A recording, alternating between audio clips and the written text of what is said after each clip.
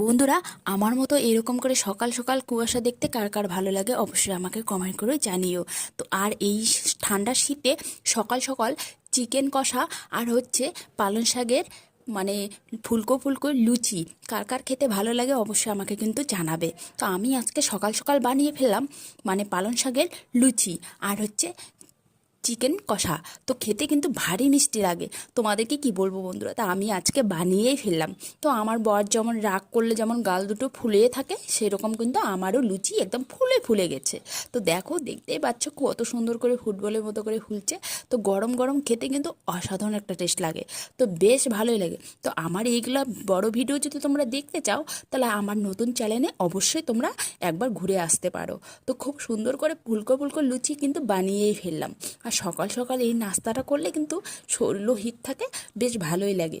তো বন্ধুরা, আজকে এই পর্যন্ত, বাই বাই।